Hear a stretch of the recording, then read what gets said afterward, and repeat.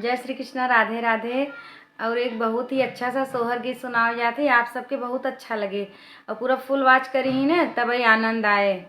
तब हम आप सब कमेंट में बताई, तब आप सबके फरमाइश पे फिर हम सोहर गाओ अच्छा सा, जैसा आप सब बताई। मचिया ही बैठली सासू त बहू से अरज करई, बहू से अरज करई हो। बहू आंगन में बैठी गोतिनिया निहुरी पैया लागऊ, निहुरी पैया लागऊ हो। बहू आंगन में बैठी गोतिनिया निहुरी पैया लागऊ, निहुरी पैया लागऊ हो। एक तो मोर भारी बाचू नरिया ऊपर से लंबा, घूंघट दूसरे लंबा घूंघट हो। सासू तीसरे में गोदी में ललनवा, मैं कैसे पैया लागऊ, मैं कैसे पैया लागऊ हो। सासू तीसरे में गोदी में ललनवा, मैं कैसे पैया लागऊ, मैं कैसे पैया लागऊ हो।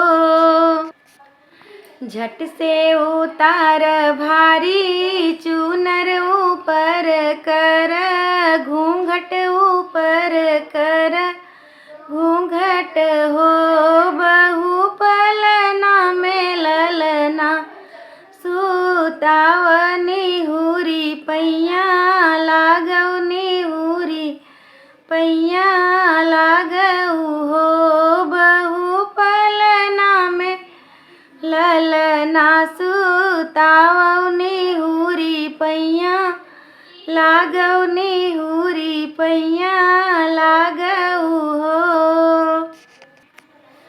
एक तो मैं धन से धन तीन पूत से पुत, वही तीन पूत से पुत वही तीनी हो। सासू तीसरे मैं पिया के दुलारी, मैं कैसे पैया लागऊ, मैं कैसे पैया लागऊ हो। सासू तीसरे मैं पिया के दुलारी, मैं कैसे पैया लागऊ, मैं कैसे पैया लागऊ हो। हमरे ई धन से धन तीन नाती से पुत, वही तीन नाती से पुत वही तीनी हो। बहू हमरे ई बेटा के दुलारी, निहुरी पैया लागऊ, निहुरी पैया लागऊ हो।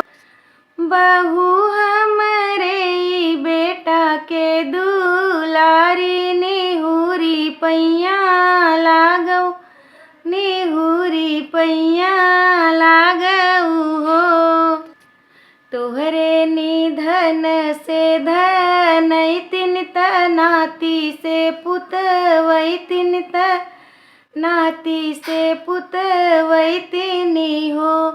सासू तोहरे ई बेटा के दुलारी, तो हई पैया लागऊ, तो हई पैया लागऊ हो।